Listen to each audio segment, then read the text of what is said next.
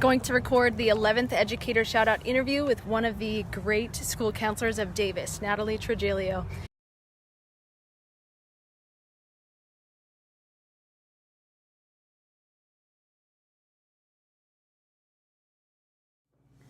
Kayla Evie here with the Educator Chipotle Challenge on day 68. And I am here with... Hi, I'm Natalie, and I have been a school counselor mostly with the Davis Joint Unified School District for about 25 years as a second career. And I just retired in June. Woo woo! Thank you so much, Nat, for being a part of this Educator Shout Out interview. And you have been one of those educators in my career as a school counselor who have inspired me as well. So Thank you. So I really am appreciative of you supporting this journey of the ECC and to share stories from when you were an educator. Nat, why did you become an educator? Well, my first career was a juvenile probation officer, and I decided to go back to school and get my master's because I wanted to work with young people in a different way.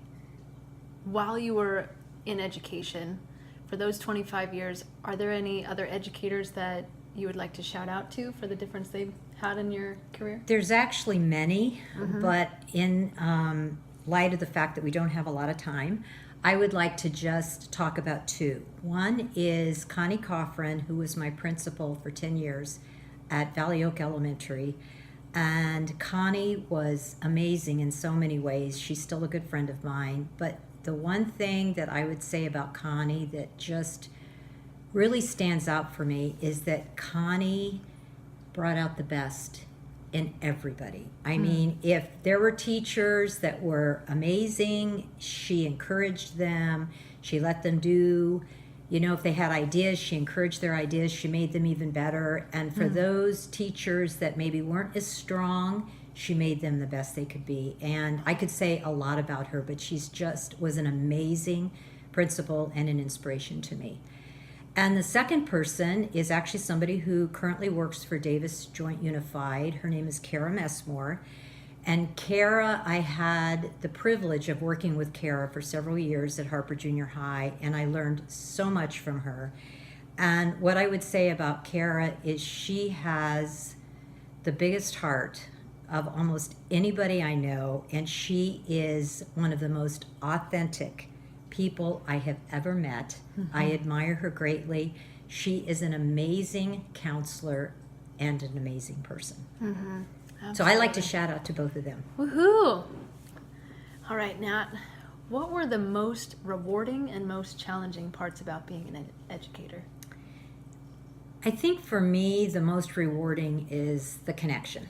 It's the connection with the kids. It's the connection with the families, the parents, and with the other professionals that I worked with. So I think that I would have to say that's the most rewarding for me. The most challenging is seeing people in pain and students who were suicidal, who were depressed, and also the just the workload. And I think we may talk about that later, but it feels like the mental health issues have become more. I see more of it than when I started my career 25 years ago. Really? And I don't know if that's because we're identifying it more quickly. I honestly don't know. We're talking about it more. We're talking about it more. There's more trust. Students coming in and being more open about it, or if it really has gotten worse. But all I know is I've seen more. Sure. And that's probably the most challenging. And on that note, with the mental health challenges that you worked students through, what do you think is needed in order to support them? Like, are there other things that can be in place in schools in addition to school counselors, or like what resources do you think are necessary to support their mental health and well-being? I think we need more resources. I think that the teachers are overloaded with all the expectations and trying to teach. I think there isn't enough time for counselors to spend as much as they need with students. And so to me, I think what we're doing is good. I just think we need more people who would be able to spend time with the kids. Because sometimes I think all students need are knowing somebody is there. They just need to know they're not alone and someone that's there that they can trust. And it's hard to do that with the numbers right now of students who are struggling. Sure. So when I talk about more, there were a couple of years because of some funding from the state of California that we actually only had one grade level each at Harper. And it was awesome because we were able to do a lot of groups with students. We connected with our kids more. We were able to just get to know the students even better. And it felt like we were not putting out fires as much because we were preventing a lot of it just by being more available for the students. Sure. So when you talk about we need more school counselors, we need more, earlier you had mentioned mental health practitioners who could come into the school and do that deeper dive with the students. Exactly. And I think I know the counselors, I work with them, and I see how hard everyone is working. I know that everybody is doing the best they can, but we just have a limited amount of time. And if the ratio was less, I think we could offer more to the students and the families. I have some ideal questions to ask you, Okay. or like in your dreams as a school counselor, what would be the dream ratio of students to counselor, and what would be your dream counseling role? Like, what would you be able to do with more resources? I don't think counselors should have more than 200 students. I think at the max, and depending, some sites have more needs than other sites. But I know that when we did have less students, we were able to do the groups, we were able to go into the classrooms more, we were just able to be on campus more instead of being, constantly putting out fires in our office. And I think that there's probably programs I don't even know about that we could do.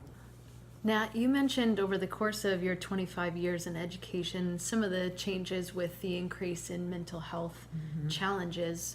Are there other significant changes that happen in education during your career? I think one of the conditions that I've seen increase in the last few years in students is anxiety. And I saw a lot of students in my office that had anxiety, and I think it's really a condition that is misunderstood by a lot of people, including parents, teachers, and the students themselves.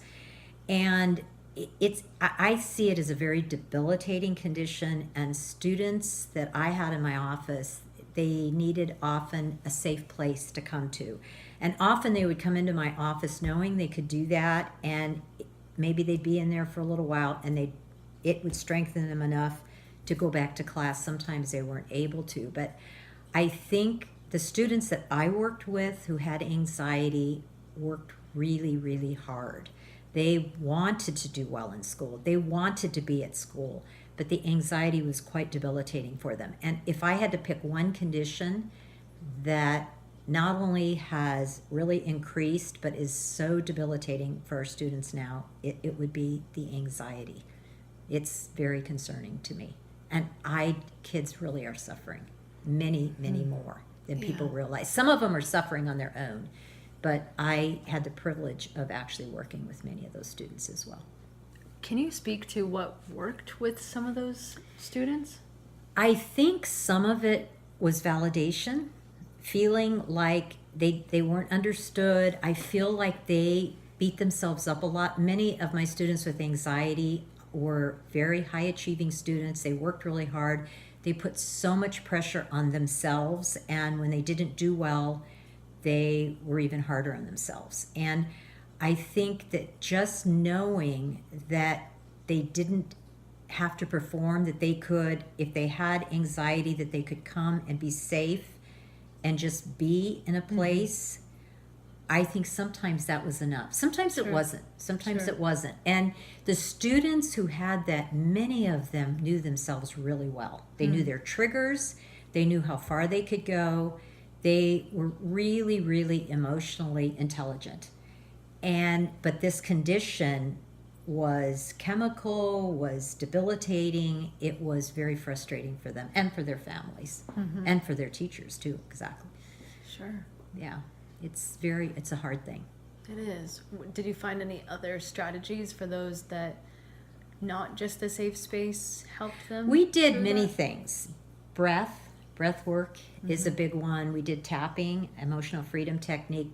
We talked about meditation. I learned from my students. In fact, from one of my students, I won't say her name, but from one of my students, I learned about a meditation app called Insight Timer. Oh. And my students, they supported each other. I had groups of students with anxiety, and they supported each other, and they learned that they weren't alone because they were not the only ones feeling the anxiety. And I think that was pretty powerful because many of them feel very isolated and alone, and even feel like sometimes their families or their friends don't understand. Sure. And if someone doesn't have anxiety, they don't get what it's like. They don't get how rough it is on these students. Now, what are other strategies that you have used with students to support them in any way? I think, well, of course, we've talked about, some of them. I think, of course, there's always the one-on-one listening. Sometimes just hearing the story is a really powerful support. I used art a lot. I think art and creativity and play, play and joy. I think I had mandalas. I had different kinds of art therapy techniques that I would use. That if a student came in, sometimes that's all it took was them sitting there doing one of these activities that was enough to calm them down because it was creating and get them out of their left brain into their right brain a little bit. And so I think the art therapy, I also think interns from the university, I in the past have used a lot of interns, and they are great mentors and great supports to students. So I think that is a resource that is definitely underutilized as well. Sure. Okay, so one of the things that was really important to me, both as a person and as a counselor, is I'm into play, I'm into laughter, and I'm into joy, as you know. Yeah. So in my office, I had lots of kind of fun toys for the kids to play with, and this happened to be one of them. It has a story which I won't talk about, but as you can see, it says Peace Stop, and I want you to just check it out. Arizona, go ahead. Peace Stop. Yeah, go ahead. So Oh I my will gosh. say that this has, working with students when they were in conflict, this has been a real stress breaker. Because students would do it when I wasn't looking. One time a parent did it when I left the office and I came back and they had tried to put it back together because they were afraid they'd broken it. But this was one way of getting the kids, they loved it. They loved these kinds of things because it was just kind of fun. Yeah. And so, at any rate, I often the students would really get a big kick out of stuff like this. I have many things. So, at any rate. Oh my gosh. Nat, what words of wisdom do you have for an aspiring educator? And is there anything else that you'd like to share with people watching? I think I might have mentioned it before, but to me, sometimes students just want to know somebody's on their team, and they just want somebody to hear their story. And knowing that you're there for them, even if you're sitting in silence, you don't always have to talk. I mean, you can just be with them. I mean, that's just a human thing, but it's also a counseling thing, is just being there for them, listening to them, and helping them to come to what it is they need to do, rather than lecturing them or, giving your advice. Sometimes they don't want it. You might give them suggestions, but give them the opportunity to reject those if they don't want to do them. Have them be part of the team in coming up with their plan.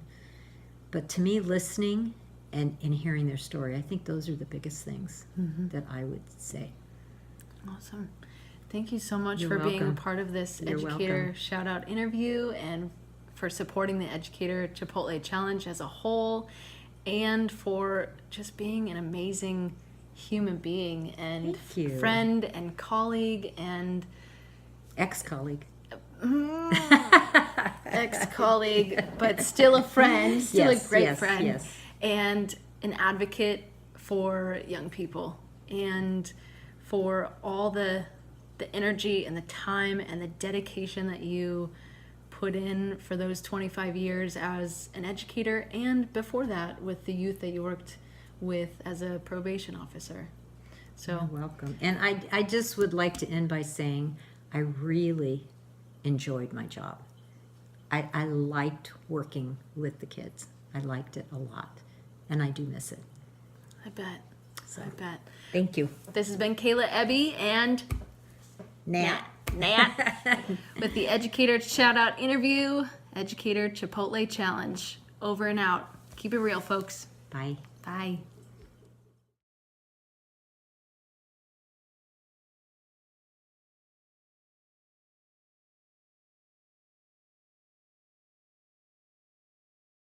And chip in for education at www.educatorcc.com.